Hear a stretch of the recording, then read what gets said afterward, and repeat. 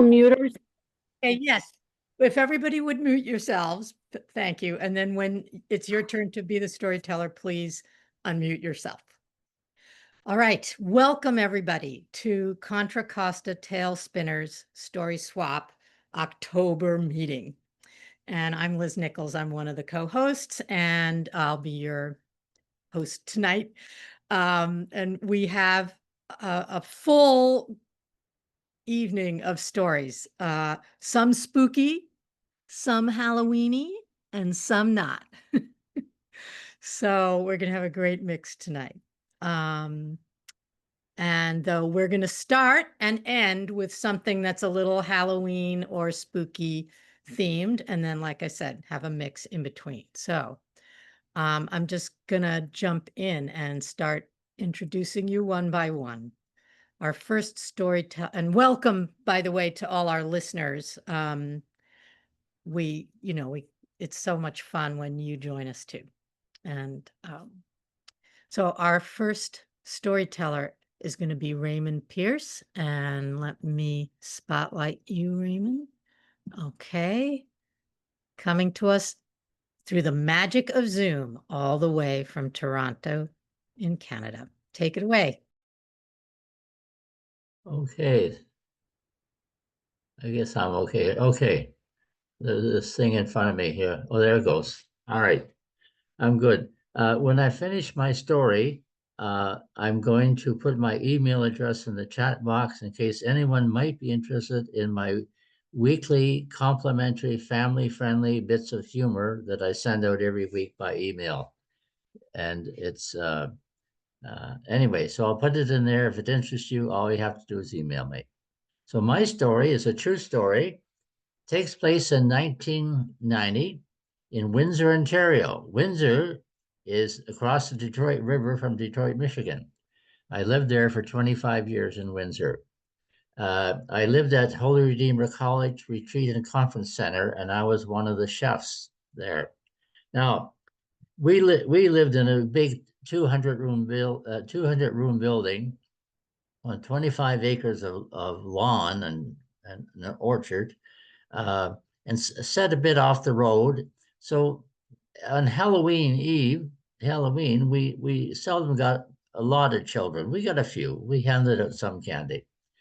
But so this Halloween in 1990, we decided we're going to have some fun and stir up some interest in our building for the children. So our front doors are two great big aluminum heavy doors with glass windows. You step inside, there's another set of double doors made of wood with glass windows. And inside is a huge foyer with a parlor on the left and a parlor on the right. So we decided we're going to set up a funeral parlor scene in our left parlor.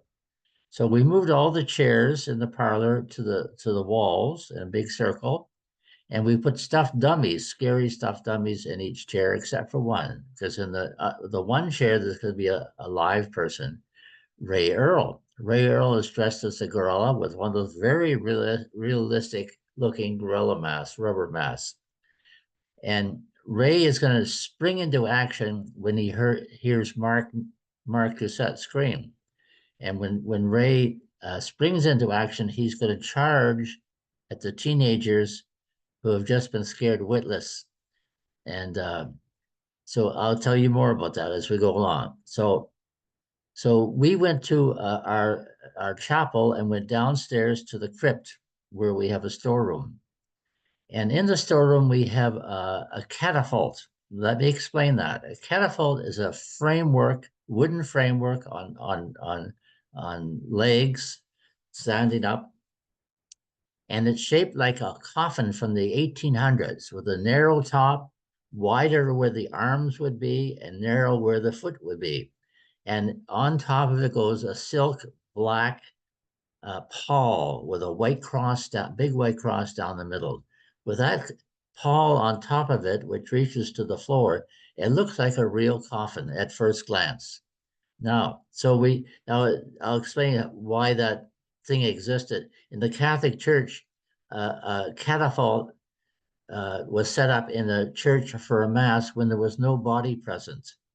The body was absent. So they would have this as part of the service for a funeral mass.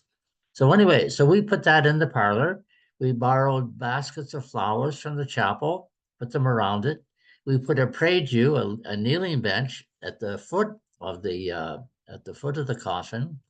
We put two gold lampstands, floor style lampstands beside it, and these 2-inch thick orange candles. About each one's about 3 feet high. And the only light in the parlor will be these two big candles. Now, at the head of the coffin, we have Martin Schofield. Now, Martin takes off his glasses, and by the candlelight, his nose looks very long, like a witch. And he's wearing a long black cape called a samara. It's a heavy wool cape worn in the wintertime by priests. And under the coffin is Mark Doucette, a young man who has an incredible gift when it comes to screaming. When Mark screams, it will send shivers down your spine. So we only did this prank to teenagers, not young children. When young children came, we turned on the lights, showed them our coffin scene, and gave them some candy and sent them home happy. But when the teenagers come, we were ready for them. Now, we were all dressed up. We're about a dozen of us dressed up. We had a Count Dracula with great makeup on. He's out at the edge of our driveway where it meets Kuzno Road on a stepladder with a flashlight, waving kids in, getting kids to come in. Come on in, see what we got. And he did very well. We got a lot of kids that night, tons of kids. Um, some of us were standing outside on the steps to welcome people. Other of us were inside in the shadows. And there was a 60-watt bulb burning between the two sets of double doors. That was the only light in the area other than the candles. Now, when we usher in the first two teenagers, Martin will say something to them like, "Come closer to my coffin and I'll give you some candy." And they will get suspicious, of course, but they will gradually creep closer to the coffin. Now, when they get close enough, Mark Doucette, lying on the floor under the coffin, is going to do three things simultaneously. First, he's going to let out that bone-chilling scream, push his hand against the cloth on the coffin. It looks like a head is rising, and grab the ankle of the nearest teenager, all in one swift motion. Well, the effect on the teenagers from our point of view was quite wonderful. Those kids were scared witless. They didn't run from the parlor, they flew from the parlor. Their feet never touched the ground. And they landed on the other side of the foyer in the dark, gasping for air. And once they caught their breath, they said, "Wow, hey, man, that was awesome. Can we stay here in the corner and watch the next bunch get scared witless?" "Sure you can, kids. Be my guest." Well, we did this for hours, and I was laughing so much my sides were sore. By the time of the evening was over, I had a headache from too much laughing. It was a great night. Now, more things were happening. One of our guys, Jerry Pettipaw, is dressed as a Roman senator, and he's wearing a toga, a Roman toga with sandals and no socks. So we're standing outside on the steps waiting for the next bunch of teenagers to arrive. And three cars pull in off Kuzna Road and pull in just into our driveway and stop and turn out their lights. And 9 people get out of these cars. 8 big tall guys with a sheet over their head, and a little guy in the front with a sheet over his head, and he has a cane. And one of those big guys is carrying a big wooden cross. And they come single file down to the door. They don't say anything. They're all silent. And when the little guy gets close to Jerry with his exposed toes, the little guy starts poking Jerry's toes with a cane. And Jerry jumps back and says, "Cut that out. Stop that." And the little guy pokes his toes again, and Jerry jumps again and says, "Stop that." Well, I happen to be behind this little guy, so I get him in a bear hug, and he starts squirming and trying to get out of my grip. I said, come on, who are you? Who are you? What are you doing here? Who are you? Say something. And then one of the big guys, the big tall guy says, oh, mother, mother, tell them who you are.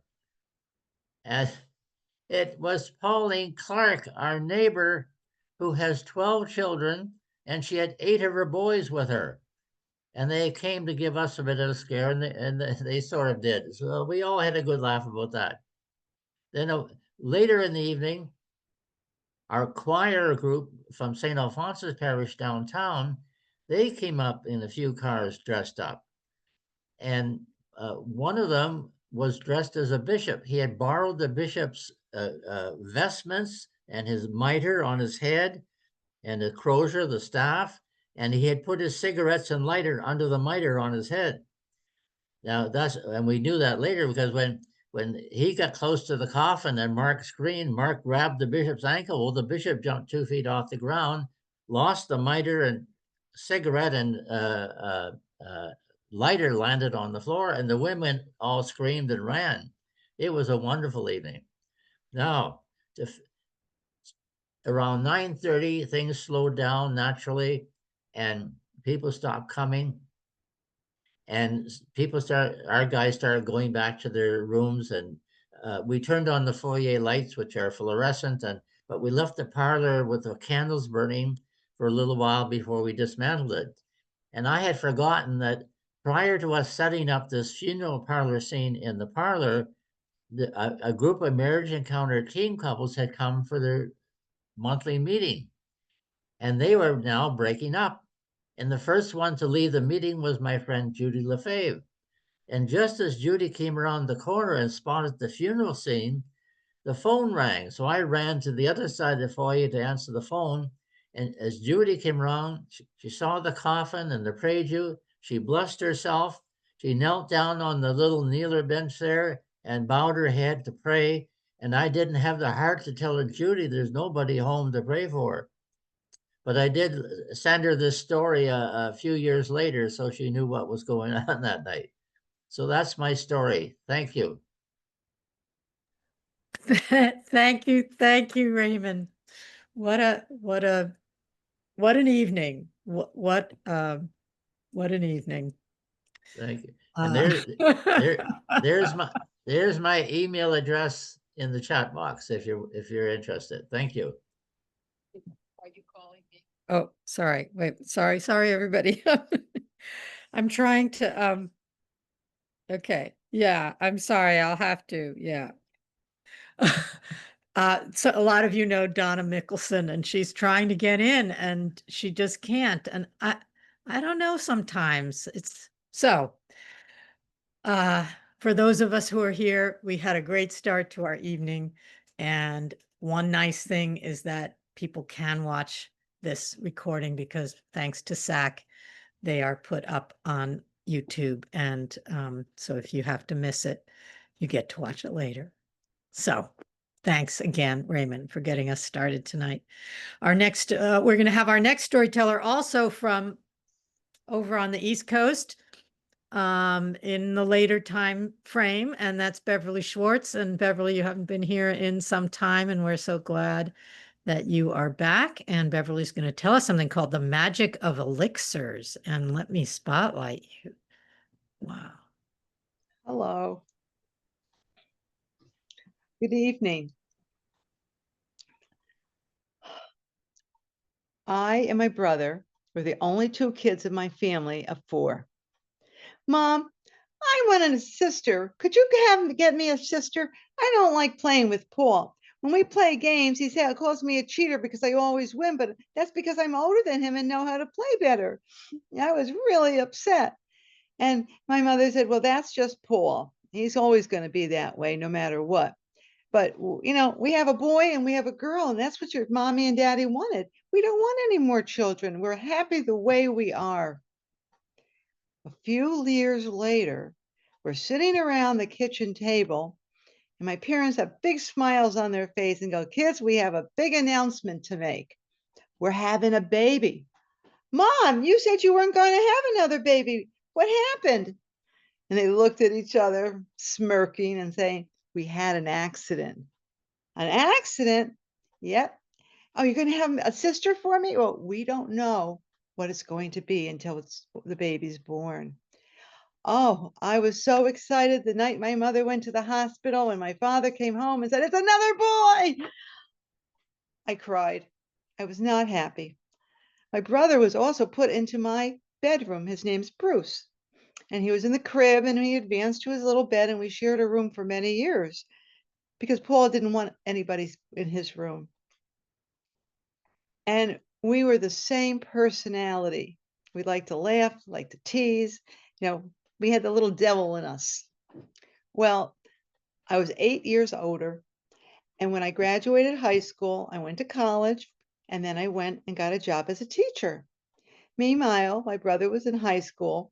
And when he graduated, he decided to go to college in Plattsburgh. Now, Plattsburgh is in the northern part of New York.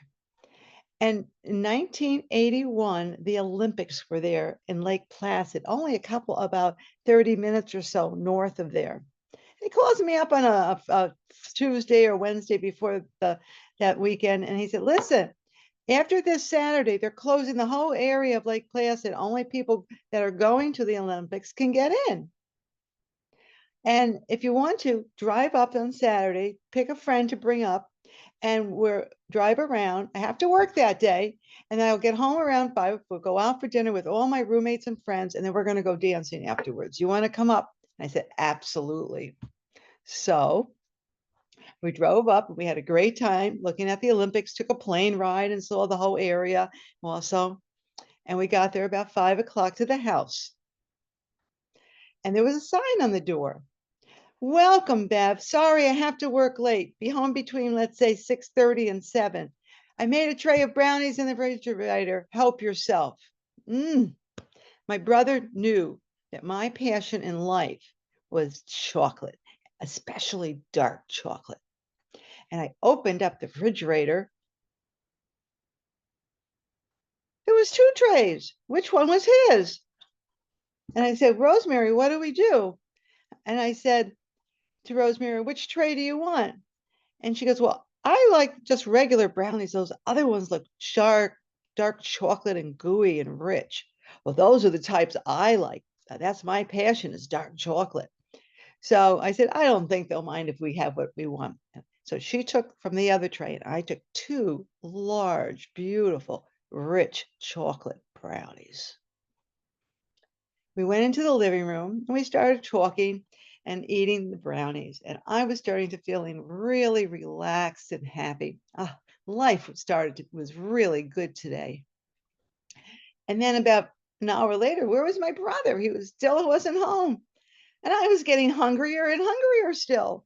So I went and took 2 more of those. Unbelievable brownies. And I said to Rosemary, "I have to get this recipe. I've never had the brownies like this before. They're the best brownies I've ever had."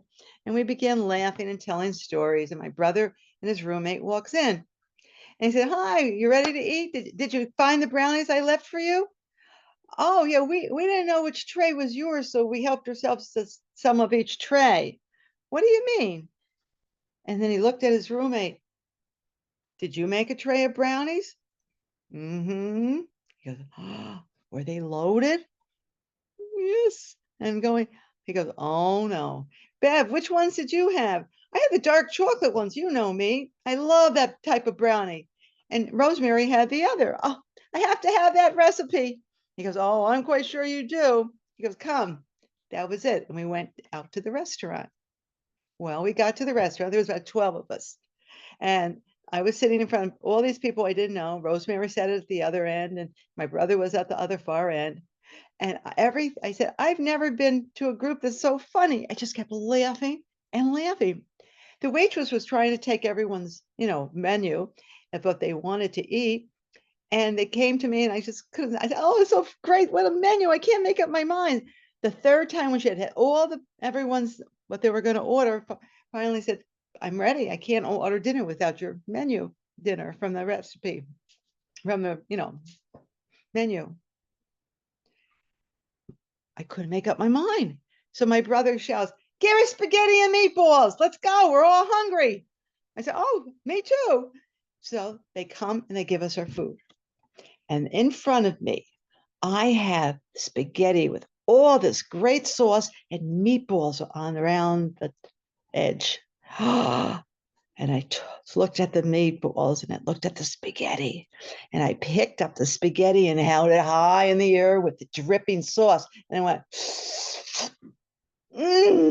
and the sauce went all over me. And it also splattered around the people on either side of me. Oh, I'm so sorry, but can you taste it that got on your clothes? It's delicious. And I took another one and I held it up and I swung it up and down. And now the sauce went across the table. And I'm going, isn't the sauce delicious? And I went, I took the next one. Bev, stop that. Start eating your meatballs. And I looked at the meatballs. They look like marbles. And I took my little finger, boing, and hit another meatball, and it went sliding into the person's dish next to me and in front of me. I looked at my brother. Oh, he had his hands on his head and it was going like this. I said, I don't think my brother's happy about me. I'll have to do something to make him laugh.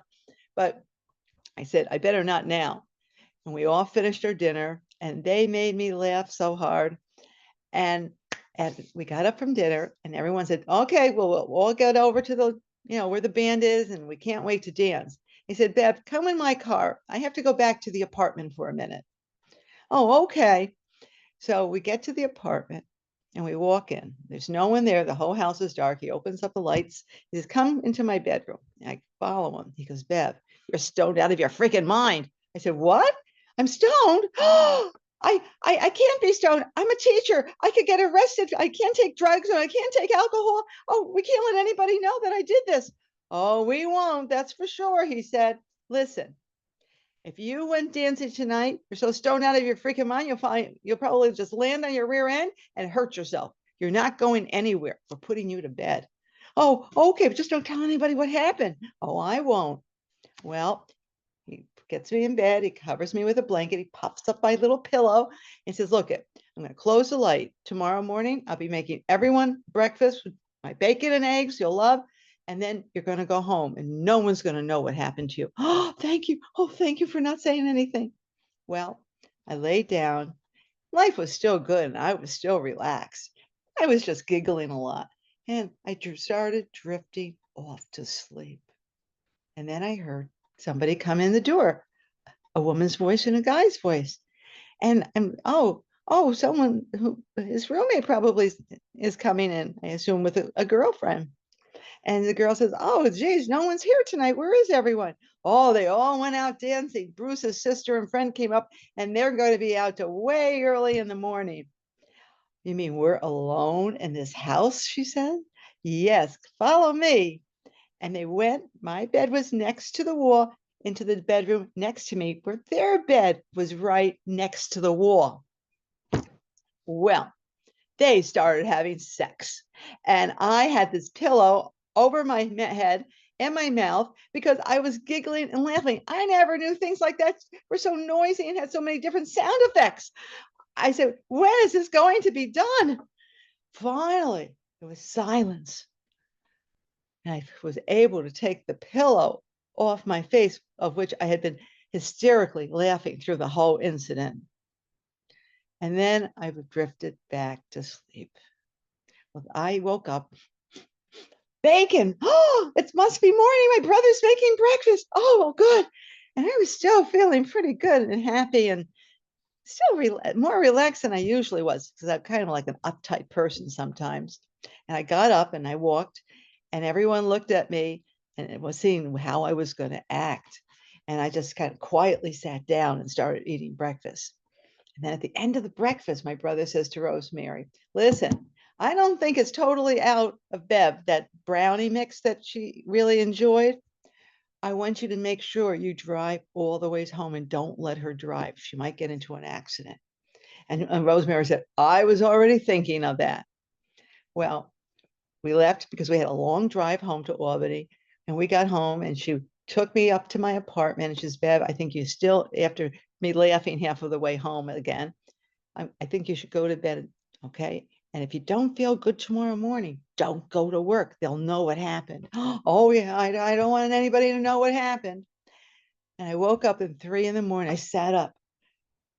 I realized it was out of me. I felt like really me. I said, what the hell did I do? I have such a headache, like a hangover. Oh my God. So when the alarm went off, I called in sick. I didn't want anybody to see me. So I said, I better get some tea or something in me to get this out of my system, make sure it's out. Now I'm sitting there and watching a little TV and drinking my 4th or 5th cup of tea and water, just making sure I'm washing my system out. I freeze. Oh my God. After all these years of teasing my brother, here comes the accident. I'm never going to be able to tell that story again. And why? He's a retribution story about me getting stoned out of my freaking mind. I'm never going to be able to live this down. If I keep teasing him, he's for sure going to tell that story. But I'm never going to forget the magic of the elixirs and how happy and relaxed and fun it was to have something like that. Thank you. Thank you. Ah, we were with you. We were with you. Ah, yeah. None of that was your fault. Yeah. Blame it on my It was brother. very fun to see the heads nodding. Thank My you. brother Beth. has 3 kids and he's a grandfather and he watches his kids and I still have never to this day brought up you're an accident. Well, those were the days. All right. Thank you, Bev. Thank you. I'm going to, let's see, we take this spotlight off and I'm going to put the spotlight on Vicki Ness. So Vicki is here with us from Sonoma County, not too far away. And Vicki's story is called Ocean Blue. What have you got for us this time? Hey, and Bev, I wouldn't call your brother an accident ever again. Not a good idea. Don't do And that. thank you for your help. Yeah. It gets better every time I tell it. Yeah, it's a cute story. There was once a magical ship, and it pulled into the dock and put down the gangplank, and it asked all the adventurous people to come aboard. And they did. And the little ship pulled its gangplank up and sailed off, bobbing into the deep blue sea, far, far away from the harbor. Now, above board, there was all kinds of things to do. There was shuffleboard. You could relax in a deck chair and fry yourself crispy anytime you wanted. There were wonderful meals. And on Wednesday, there was an all-you-can-eat buffet. And after dinner, there was canasta or charades. And on Saturday night, there was a singer. But you had to dress up for that. Now, below deck was where the magic was, you see, because the hull was pockmarked with the most wonderful portholes of all sizes. And from those portholes, butter yellow light from the interior workings of the ship bled out into the deep, dark sea. And those portholes were filled with people, men and women and children who had gone down to look out into the darkness of the ocean to see the denizens of Encanto, of Atlantis, of those enchanting cities sunk below the sea that call to humanity. Why, here they'd see a ray, a stingray coming by for all the world looking like a magic carpet. Oh my, and needle silver fish, zip, zip, zip, zip, off into the dark. And there the shadow of a leviathan. And here a whole flotilla of jellyfish rising up and opening out like so many Victorian parasols, trilling with color and energy and flouncing their flounces behind them. All this magic was just below the surface of the white-capped waves. It was a secret of some sort. And the people tried to talk about it, but the words just, oh, they were dry and bone still, and every time they tried to say it's wonderful, that wasn't quite right. It was more than that, and the words just felt like so many broken toys around their feet. So they learned not to say anything at all, but just oh. Now the little ship went all around the world, and the people could lean against the railing on the top deck and see cities that they recognized the outline of, and the deep dark fjords of Norway and the shimmering sands of Tahiti, and they could take pictures so that they could show people how big it was, how beautiful it was, how wide it was. But the other thing they could do was go out at night, you see, and lean against the railing and watch as all of the cosmos opened up in the open sea, stars and stars beyond stars, and all of them singing down to the ocean, undulating with bioluminescence that sang back to the stars. Magnificent, but nothing you could photograph exactly. Well, the little ship pulled into New York Harbor, and it put down its gangplank, and the people got off. Much fatter for the all you can eat dinners, and certainly crispier. And for days after, they felt the undulating breath of the ocean, even though they were on solid ground, until finally the ground was solid under their feet again. And they could look around and, oh my, all the wonderful, imaginable things that humans can do. Why, there were skyscrapers that touched the clouds.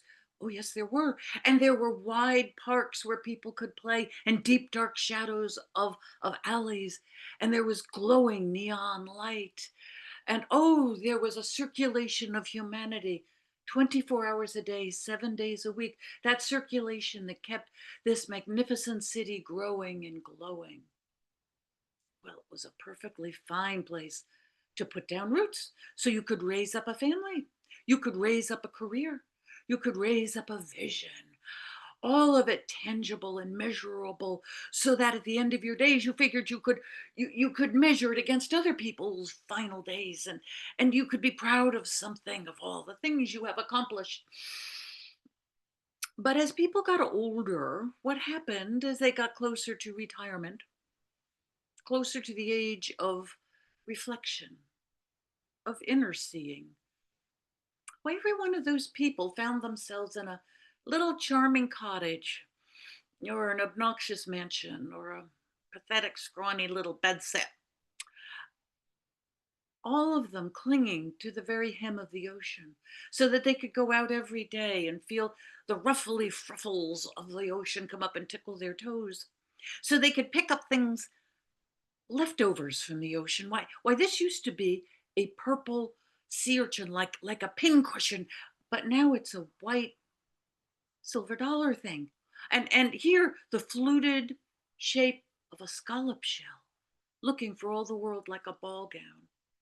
And here a piece of seaweed that had dried and twisted into the shape of maybe a horse or something, something that, oh, a week ago was part of an enormous undulating kelp forest, basking in the filtered light from above. And then they would do as old people always do. If you notice, sitting on the beach, they'd find themselves a good place to sit, and they'd have lunch, or they'd open up a book. But really what they'd be doing, if you notice, they sit and they look and they scan the horizon, and they comment on those measurable things, those tangible things, the things that are real. That, why, that trawler out there, where do you think he's going? Oh, look, there's a freighter. What country do you think it's from? Can you see? Oh, and there's a seagull. And for all of their sitting that made their mind active and made them remember things like this and that, and talk about things that really, the reason they were sitting there was because their souls wanted to sit there and reach out for feelers, looking out onto the whitecaps, remembering all the mysteries and the magic and the wonder that can exist in this world, and does exist right below the surface.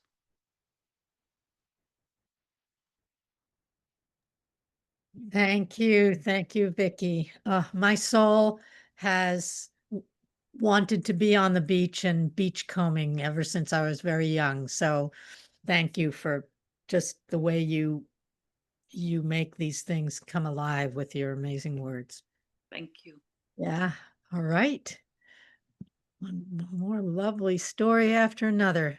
And now we have another lovely one coming up from Renu Narayan, who Renu, you this time, as often, you win the came the furthest prize, and we're so glad you came. Good evening, everyone. This is a story I found on YouTube. It's called Morgan and the Pot of Brains. When Morgan was little, all the adults around him asked him questions. Morgan, come here. Why is the sky so blue? Morgan would look up and say, I don't know. He must have been around 3 years old. Ah, that's because you have no brains. Someone else would call him and say, Morgan, why is the grass so green? And he would look at the grass and say, I don't know. That's because you're stupid. You have no brains.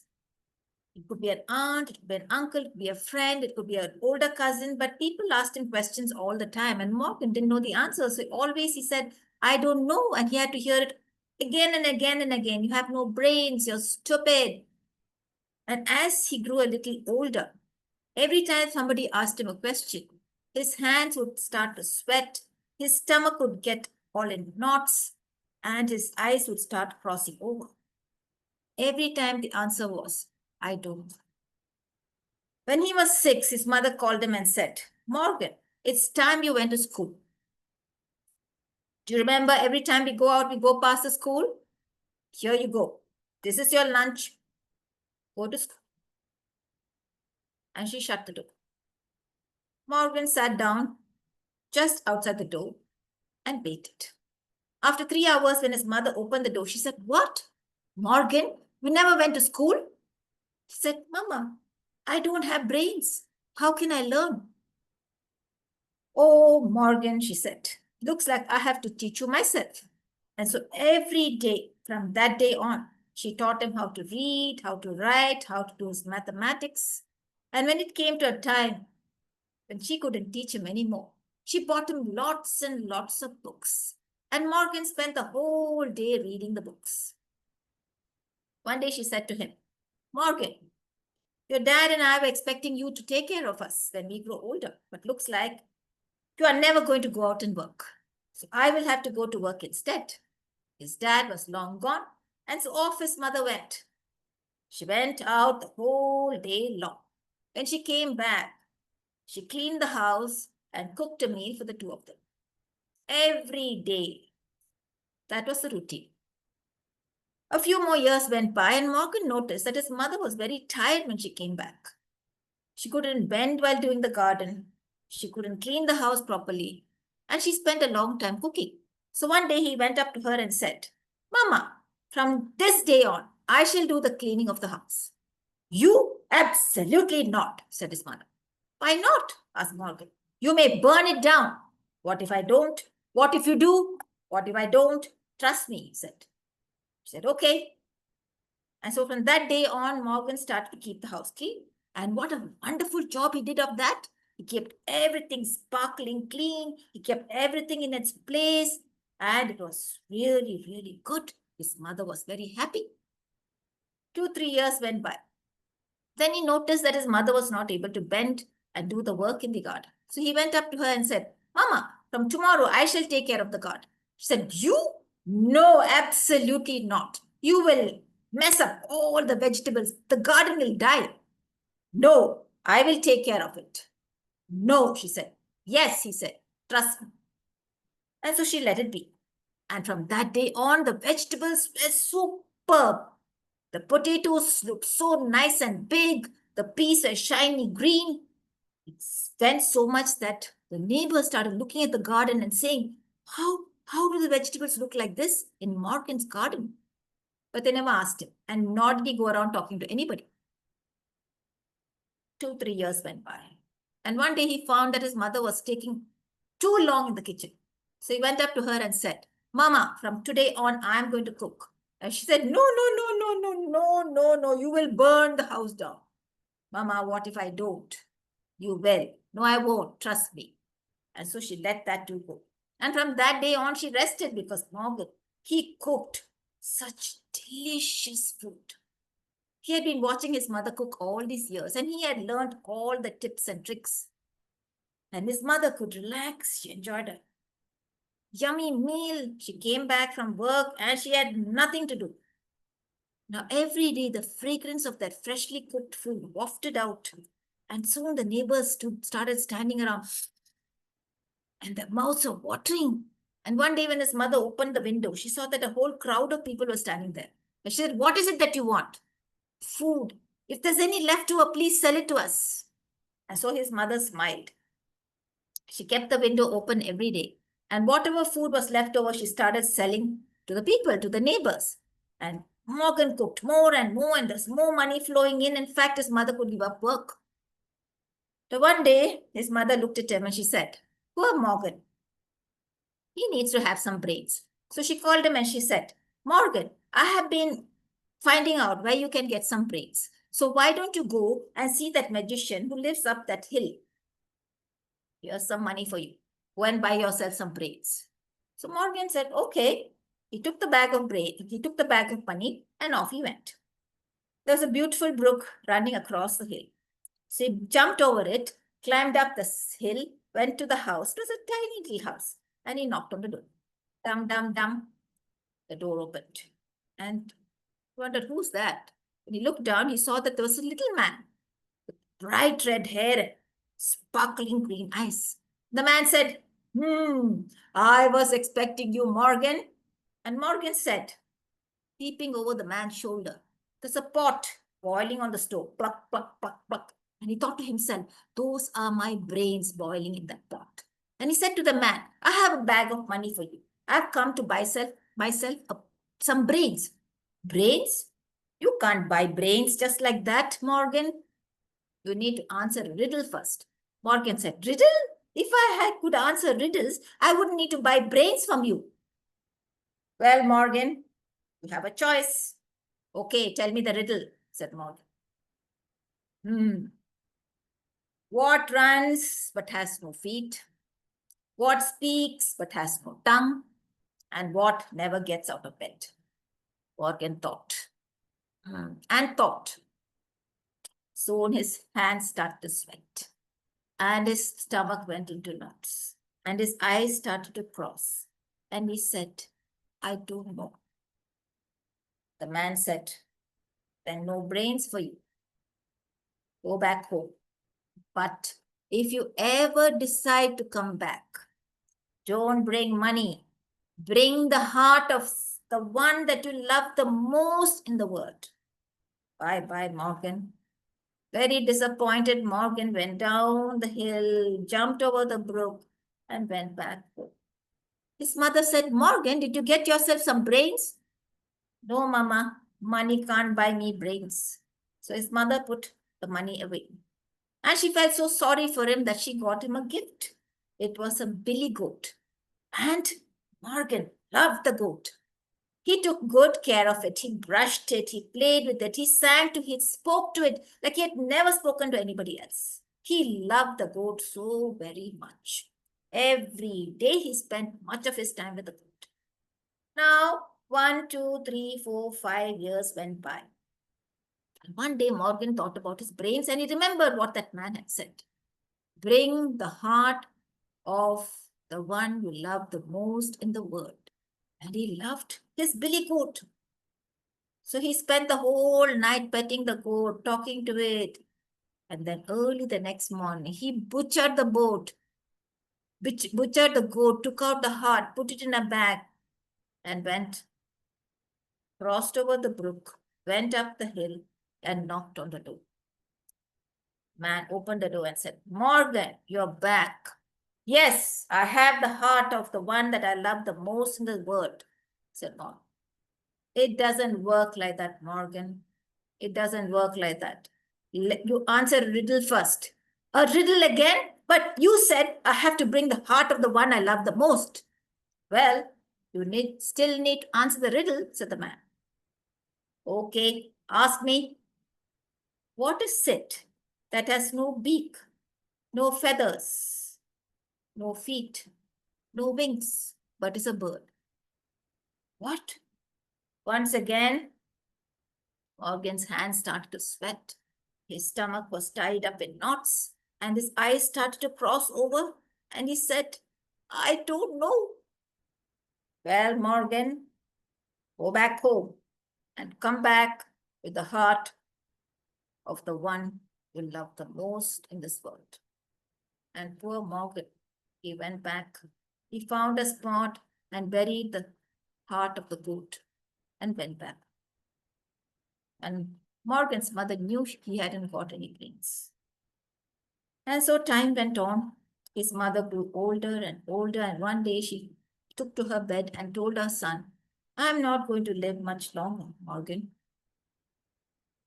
I don't know who's going to take care of you when I'm gone. And Morgan felt very, very sad. But suddenly he remembered what the man had said.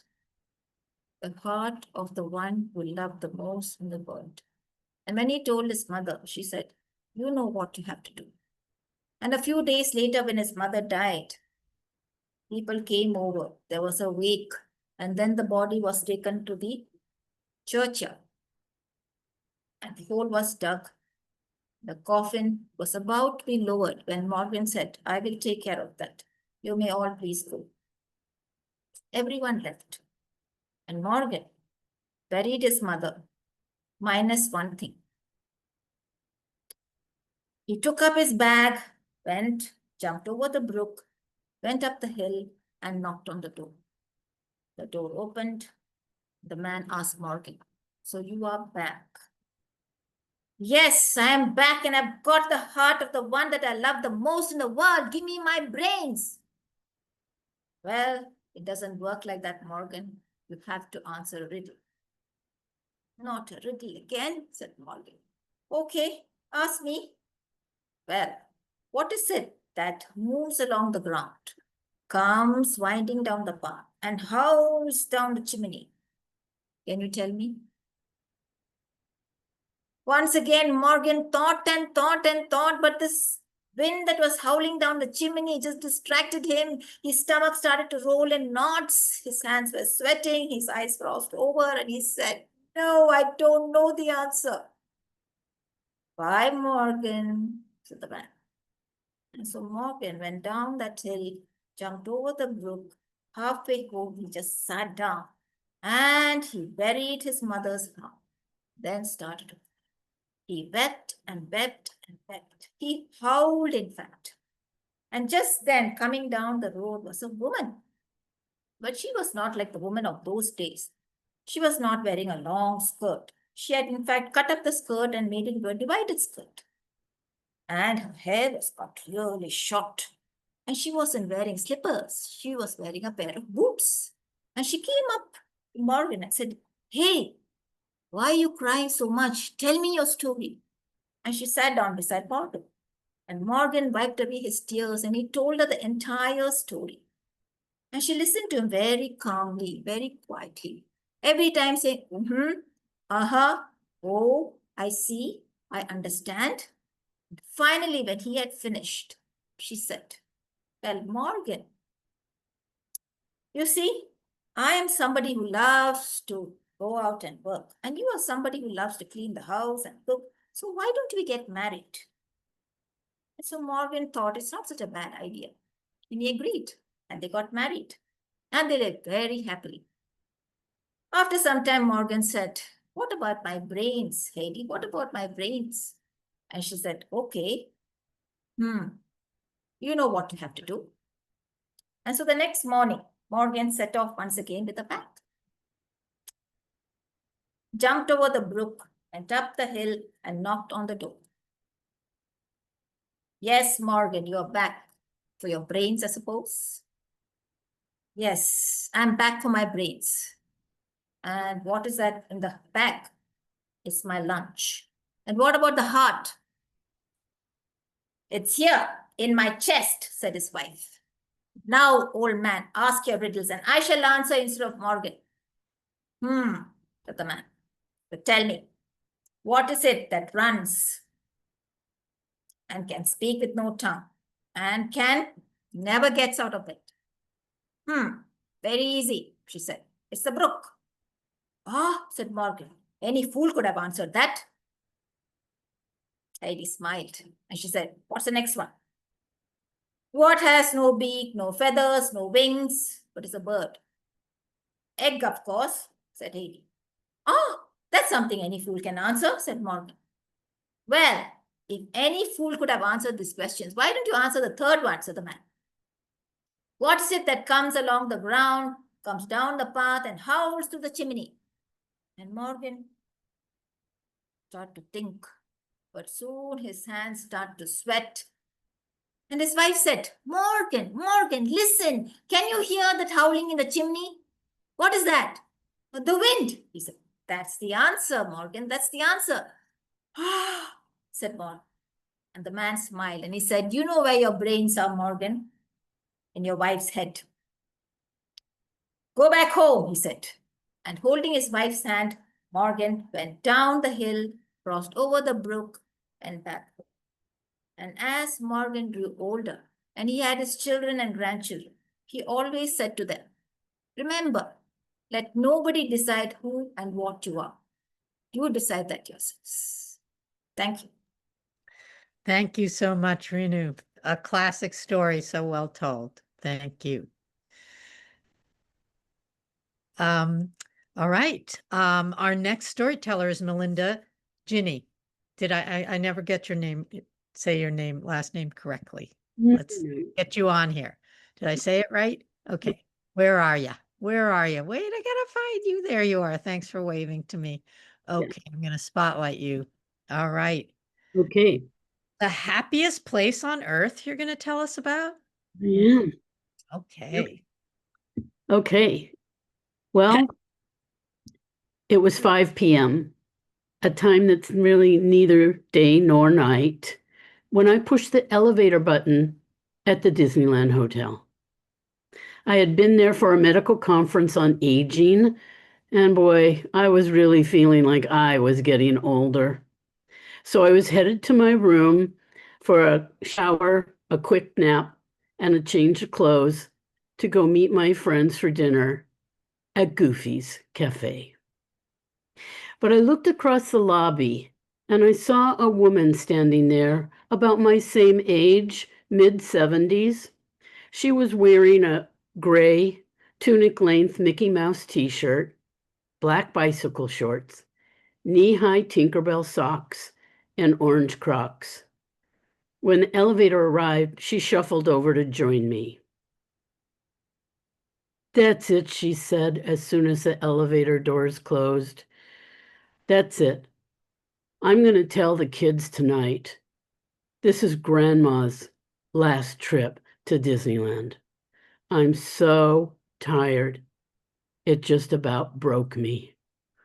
Her head shook slightly as her red sequined Mickey Mouse ears struggled to keep her mostly blonde hair out of her face. Yes, I'm going to tell them tonight. I said, well, I wouldn't worry about it.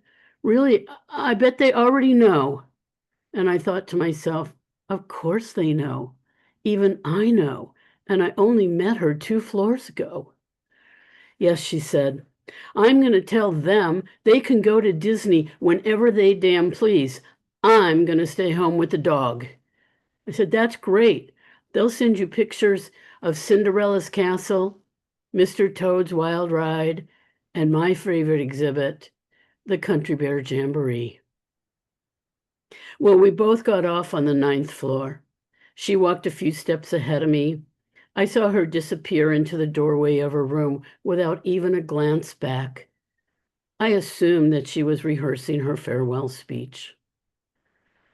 You know, it's funny that an elevator car can sometimes be a confessional, especially when the elements are just right.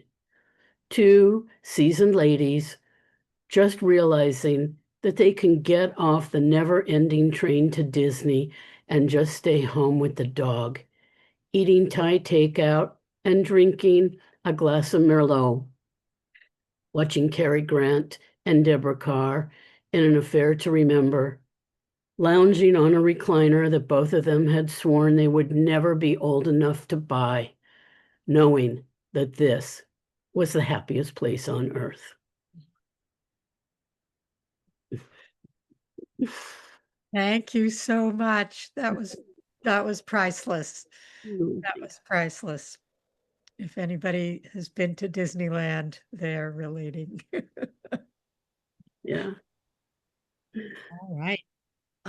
Oh, thank you. Let's remove the spotlight and let me get the next person on, and then I've got to go get the plug or my computer's going to go down. I just realized it's not plugged in. So our next storyteller is Cynthia Cutterback, and there you are, Cynthia. Okay, let me just spotlight you so that you can share your wonderful story with everybody. Go. Yay! I'm allowed to have a recliner at 60 because I survived a cancer in my back, so no apologies for that. This story is called From Erlangen to Inuitak with Love. My parents tell slightly different stories of how they met. He remembers thinking that she was too pretty and too good a dancer ever to accept him. She remembers wondering whether she would have to trip him to get him to dance with her. They agree on the rest of the story. It was winter of 1950 in the wood-paneled common room at the Claire Tapan Lodge near the crest of the Sierra Nevada. They skied during the day and folk danced in the evening. On this particular evening, she was sitting on the floor at the end of a built-in bench with her plaid skirt spread around her in a bright pleated circle, and they danced. He was 6'4" and she was 5'5". When she placed her hands delicately on his shoulders and they spun out across the room, it looked like her feet never touched the ground. That evening held themes that would define their lives together: his undying devotion to her, as well as their shared love of mountaineering and folk dancing. With these loves came a deep fondness for all things Alpine, especially Bavarian schmaltz, dirndls, lederhosen, accordions, yodeling, and that crazy Bavarian dance called the Schuhplattler. They loved it all. Dave and Dot dated for 2 years, in ski boots and dancing shoes. He fed her cinnamon toast at midnight. She gave him ice cream pie for breakfast. He soon realized they belonged together. She was less sure. She felt she needed an adventure before settling down. So Dot accepted a position as recreation director at the American Army base in Erlangen in southern Germany. Early in 1952, Dot packed up her dancing shoes, her ukulele, and her bright red coat and boarded a ship to Germany. At around the same time, Dave, like so many other young physicists at Berkeley, got swept into the nuclear program to develop weapons that would make the bombs at Hiroshima and Nagasaki look like a warm-up act. All of their letters have been lost. What follows is a best guess recreation from the stories they told me. Dateline, Erlangen, February 1952. Dear Dave, the private compartment on the train is really private. A flea wouldn't fit in here. There are confusing signs everywhere, like Toilette besetzt and Nicht hinauslehnen. There was a big red button labeled Notbremse nicht stoßen. I really wanted to push it. A friend of mine said something funny. You know, our uniforms are pretty modest. My friend said, they won't have to take cold showers after seeing us in these uniforms. I miss you, but I'm excited for this year too. Dateline, Berkeley, February 1952. Dear Dot, there are a lot of very smart young men working with me in Livermore. We all have crew cuts and carry slide rules in our pocket protectors. Do you need a cold shower now? I have been skiing and dancing at our favorite lodge, but it's just not the same without you. I keep looking for your bright plaid skirt and your bright brown eyes. I miss you terribly. Write soon. Dateline Erlangen, March 1952. Dear Dave, I've been skiing a lot in Garmisch. Here is a picture of the toy train that runs up the mountain. As well as my skiing, my German's improving. I can order my Wurstel mit 4 Senf. Lots of mustard on my hot dog. I have been making friends with Herr Google, the art instructor. He is a wood carver and makes the most beautiful ornate altar pieces.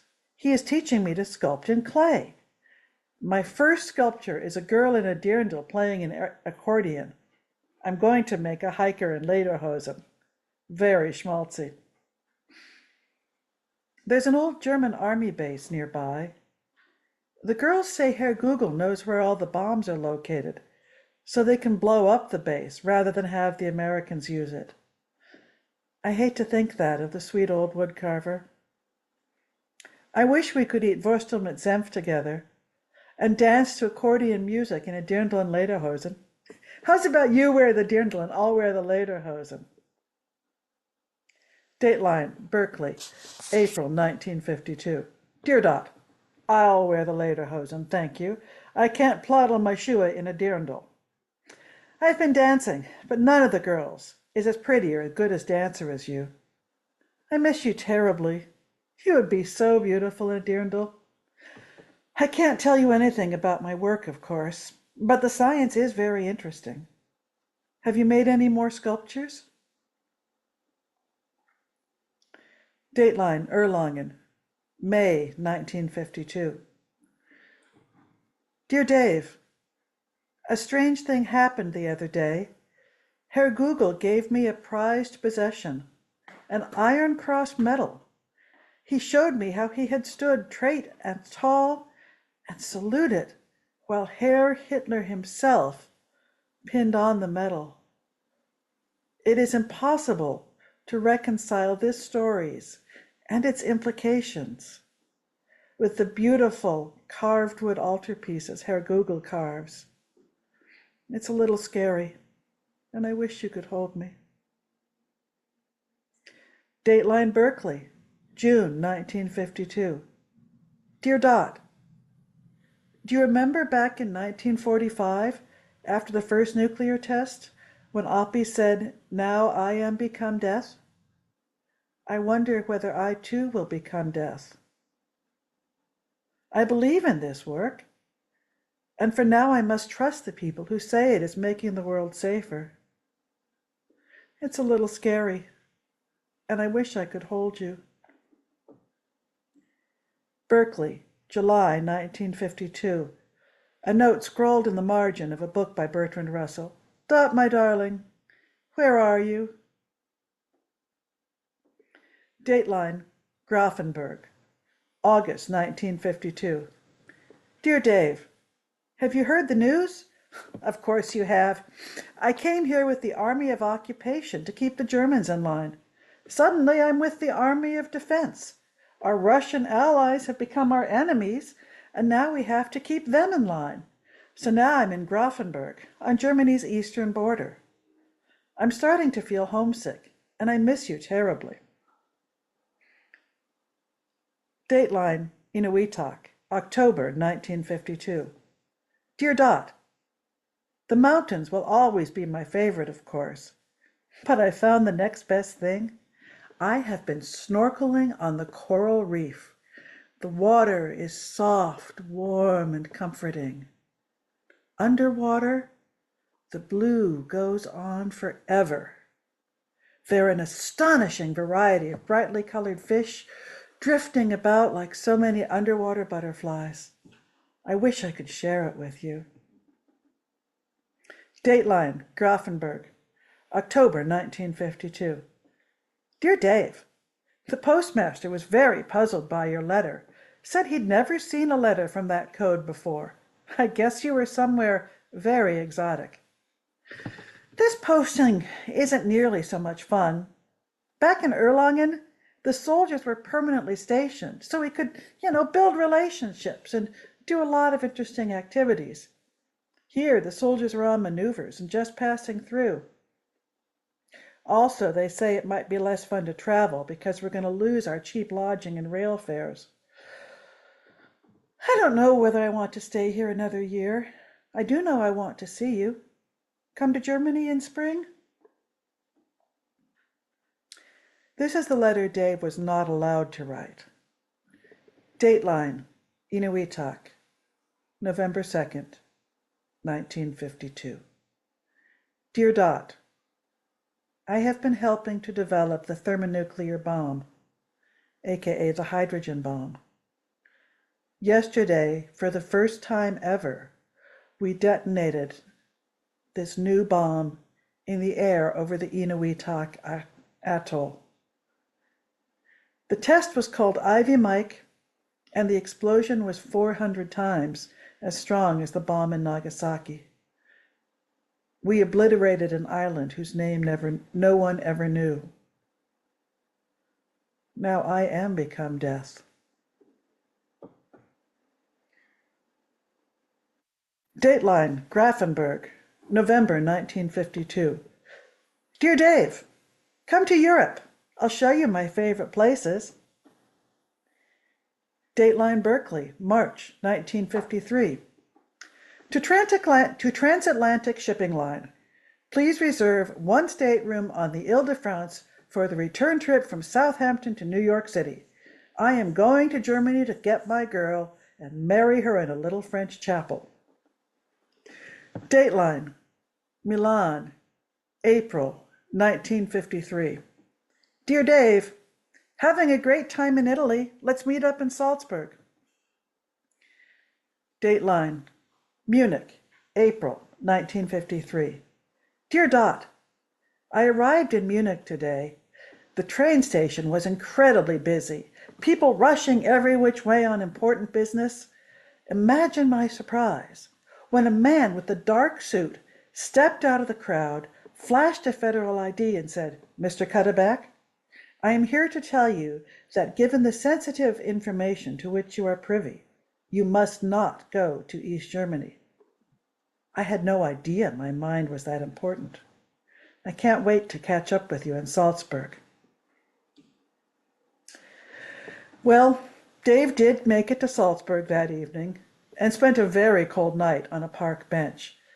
But he and Dot did reunite, and they traveled into warmer climates. They have stories about grapefruit in Spain and dancers in a brothel in Morocco. But Dot still was not ready to commit to Dave. His vision of a wedding in a little French chapel was never realized, and he had to change the accommodations on the ship. In late July 1953, back home in Alameda, Dave finally said, I am moving to Los Alamos in 3 weeks. Are you coming or aren't you? To which Dot replied, oh, all right. Romance of young love. After a rather hasty wedding, and a wedding trip spent climbing and camping in Yosemite, Dot and Dave moved to Los Alamos, where Dot became a social worker. And Dave continued working on nuclear weaponry. In March of 1954, Dave participated in another bomb test at Bikini Atoll. This explosion was much larger than expected, more than 1,000 times as powerful as the bombs dropped on Hiroshima and Nagasaki.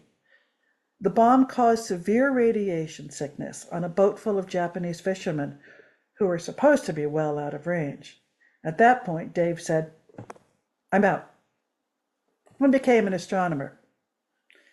Dot went to Germany to have an adventure before settling into marriage, but Dot and Dave kept hiking, skiing, and dancing together. They both learned to fly, they both had meaningful academic careers, and eventually they had a daughter who became a storyteller. They never did settle down.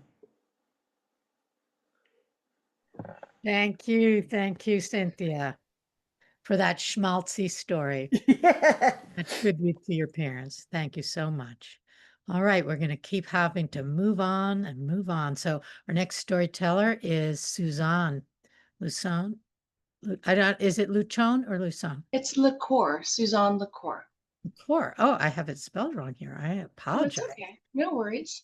Yeah. Anyway, Suzanne is with us from Sacramento, and we're so glad you're here. Tell us the story. All I'm in the right. Well, thank spotlight. you. Wait, I gotta get you. So 30 years ago, in 1995, I had had enough. Bad relationships, bills, and it had just piled up over and over. And I convinced my friend Linda that we needed a real vacation. So we traveled off to the travel agency where we looked at brochures and we tried to see what we could afford. And there it was, Cabo San Lucas, the most beautiful beaches, turquoise waters. And we had decided that that's where we're going to attend and travel. And we didn't have a lot of money, so we picked the cheapest package that they had. And before we went to uh, Cabo, we decided to stay at a fly and drive hotel. So we didn't have to get up at 3 in the morning to make our 6 a.m. flight. That night that we checked in, Linda asked me if I would order us cheeseburgers. As she went off and I called room service and ordered. She was in the shower. And a knock came at the door. And I opened it thinking it was room service, but it wasn't. It was a man in really tight black pants and a boombox. And he said, I have a gig next door. Can I come in for a few minutes? I can't stay out in the hall. And of course, me being naive, I'm like, come on in. And so I invited him into our hotel room, and he proceeded to tell me he was a stripper and that women next door had hired him for the bachelorette party. And I decided that wouldn't it be funny if he did a little dance when Linda got out of the shower? So he agreed. And when Linda came out, the steam in the air, she was just shocked because there I was on the bed with open yellow pages with the word stripper on it. He turned his music on, boom, chicka, chicka, boom, and he jumped up on the bed.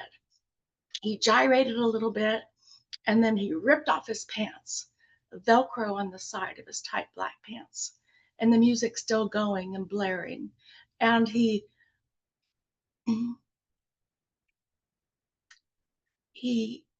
sorry, there was a knock on the door again. This time it was room service. He put his pants back on and he scuttled out the door, never to be seen. But that isn't my story. So we arrived in Cabo San Lucas the next day, or later on that day, and we didn't get the fairy tale place that we wanted. We got kind of a rundown hotel where there was ladies of the evening with stiletto heels and a lot of makeup. And we had decided that we were going to make the best of it. So the next day we went out and toured the city, and there were children just flocking to us, all asking for pesos. And there was one little girl who spoke broken English, and she asked me if I wanted to buy some chiclets. She had a little package of chiclets. So I gave her $1, expecting one piece of chiclets or one package. She gave me the entire package. And I was just really ecstatic. And later on that evening, we decided to take a booze cruise. And we got on the catamaran, and as it went out, it was unlimited Mai Tais. And we really had a terrific time. But as we got closer to the shore, the boat driver wasn't captain wasn't slowing down. And I realized to hold on to your cup and shake that we were going to hit land. And we didn't get to a dock, we landed on the beach. Now, ahead of us was a trailer park that had a sign, Best Lobster in Cabo. So we were hungry and a little drunk, so we stumbled over to the restaurant. And our waiter was super nice, and he flirted with Linda.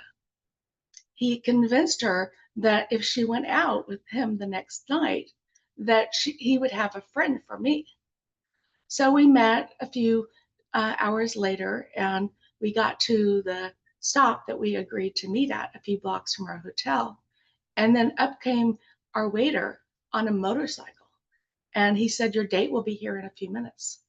And he got Linda on the bike, and away they went. Now 2 minutes passed, 5 minutes passed, and I had decided I got stood up. Now it was really dark. And I was frightened because I wasn't in a good neighborhood.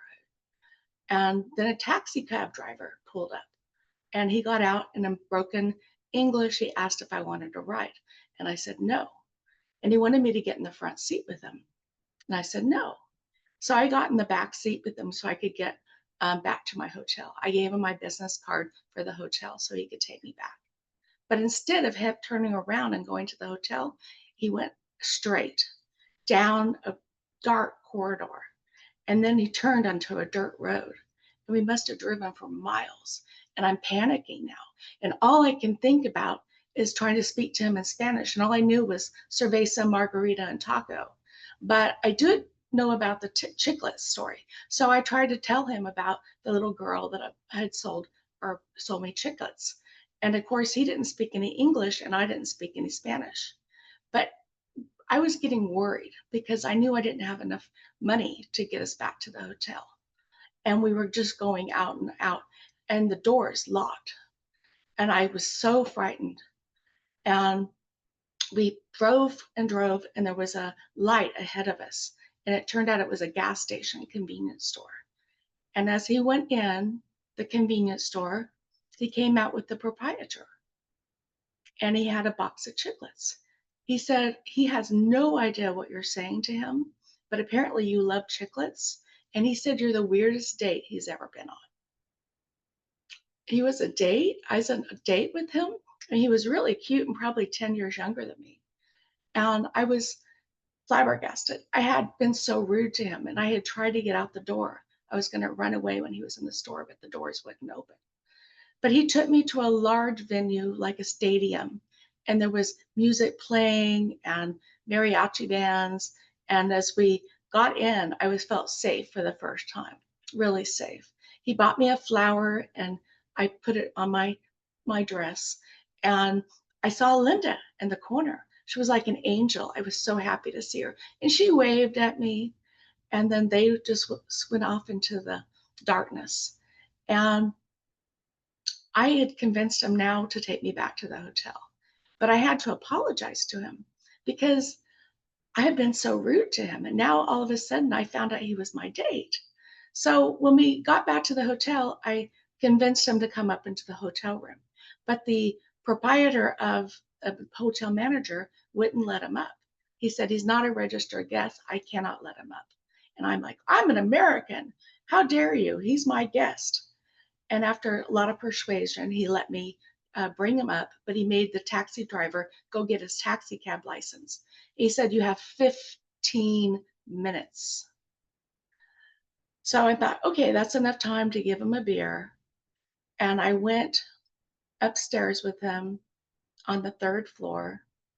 And as I opened the door, I was all planned. I'm going to get him a quick beer. He has a few minutes left.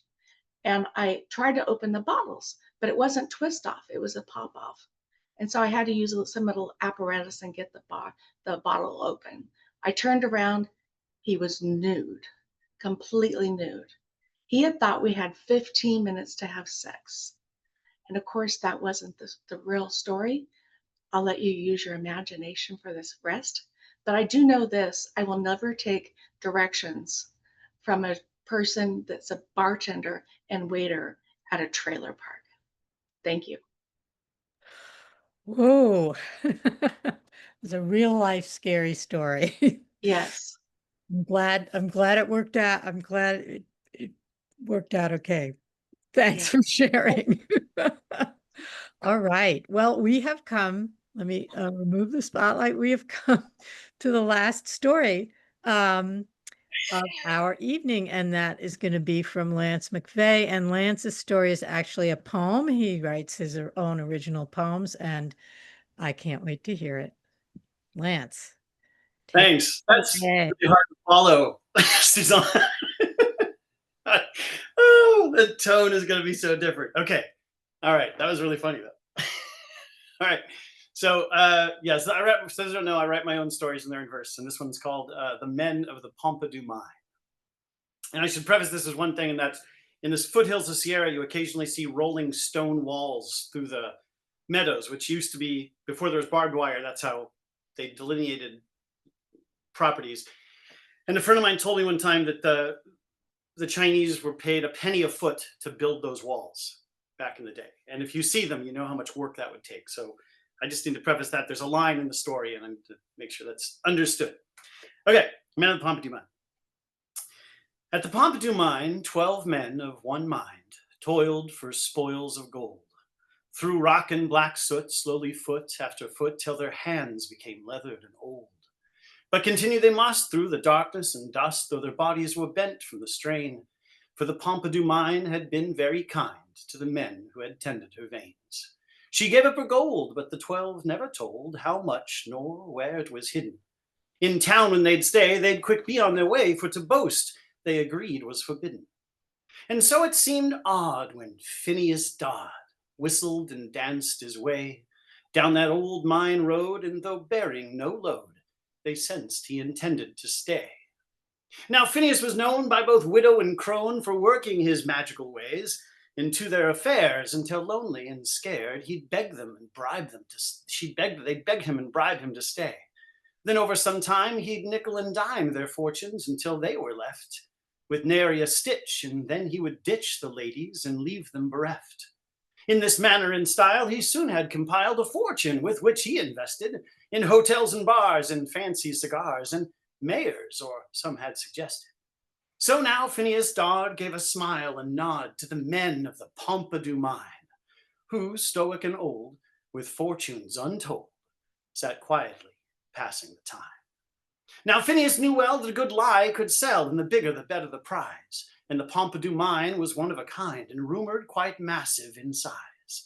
So he puffed up his vest, put a thumb in his vest with desire so strong that it burned. Then he set up his pitch and seamlessly stitched his face to show care and concern. He said, "Boys, I'm here, and I'll be sincere. I'm worried about you, it's true. You're out here alone and you're worked to the bone, but I'll tell you just what I can do. You must understand that I am a man with talents both vast and refined, and I'm here to provide, for a limited time, your escape from the Pompidou Mine. I've thought it all out, and I have no doubt I've got all the pieces in place, and my promise to you is if you follow it through, you'll live at a leisurely pace. Your time can be spent with a discounted rent in some of my luxury suites, where with women and wine you'll sparkle and shine while sleeping in fine satin sheets. Each month you'll receive a payment, indeed a note that I will personally back. I'll create an account and your money will mount in one of my banks, and with that, I'll hire some men from the Orient. Then I'll pay them a penny or two to dig by the yard, and then I will charge them a fee for their shovels and shoes. And then I'll recruit some men in fine suits who will eagerly want to invest in our winning endeavor, and thinking they're clever, they'll grant me my every request.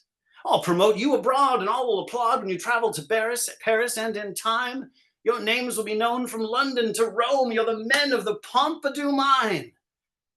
Well, he stood with arms wide and gleaming with pride. He knew he had planted a seed that would grow to a vine of a malevolent kind. So he thought about how to proceed. He needed to measure the wealth of the treasure and confirm all the rumors were true. To ensure more investing, the ore needed testing to bring in a partner or two. And oh, now the fun would be second to none, to see the men clamor and claw at the trap he had made, and soon he'd be paid, for greed's a dependable flaw. Soon they would fight to stand in the light and shine on the stage of attention. They'd bicker and brawl and wanting it all, and get lost in a sea of pretension. What a shame, he thought, that men can be bought with promise of fortune and fame, but it's never a sin to steal to win if people remember your name. Now in the distance was heard the chirp of a bird, singing its song in the sun. It was a song to remind the men of the mine that Phineas Dodd was done. They sat, old and grizzled, while bacon fat sizzled, and coffee, thick, hearty, and black, brewed strong in the pot. And old Phineas thought, perhaps I should leave and come back. For the men were unmoved, and perhaps this had proved that Phineas Dodd's silvery tongue was losing its luster if he couldn't muster his magic like when he was young. And the men from the mine, lives simple and fine, were cooking and tending the fire. And before it got late, a silent debate began about how to retire. With fortune and fame all knowing their names, with trinkets and baubles and booze, or lives simple and fine, and working the mine as often or not as they choose. And what was enough, and when was life rough, and what purpose was fortune and fame? If life was fulfilling, should they be so willing? To give it all up seemed a shame. One said, "Mr. Dodd," and they each gave a nod. "We know that you've come a long ways, but our lives, when compared to all that you've shared, well, we'd rather you went on your way." Well, now Phineas froze, and scratching his nose was silent. Shocking, but true. Lanky and thin, he stood with a grin, befuddled and looking confused. He knew what he said was clear in his head. His words had been polished and slick. His tone was sincere, supportive, and clear. Perhaps to deny was the trick. "Well, it is late in the day, so I'll be on my way and confirm all the papers are signed. I hate to just run, but soon you'll be done with your work on the Pompidou mine." But then, as he turned, a look of concern slowly rippled across his brow, and he knew that retreat would mean his defeat. He must see the mine, but how? "Though I am short on time, if you show me the mine, I can quickly assess and appraise just how much you have got. And oh, I forgot, I'll be giving you all a small raise. As your agent and boss, I'll take a small loss investing my personal time, but don't be concerned, I'm sure that I'll earn it back from my stake in the mine." Well, the men thought he was odd, this Phineas Dodd, but decided to give him a look at the pit they had made with shovel and spade, digging through rock and soot. Now, until that time, the men from the mine had never been dared to tell the secrets they kept, and they were adept at hiding the mine as well. So with a turn or two in the trail and through a canyon and over a stream, past forest and stone to a place unknown. And then, as if in a dream, Phineas Dodd saw a hole in the sod, a chasm down dark and deep. 'Twas 100 feet round, going deep underground, with walls that were jagged and steep.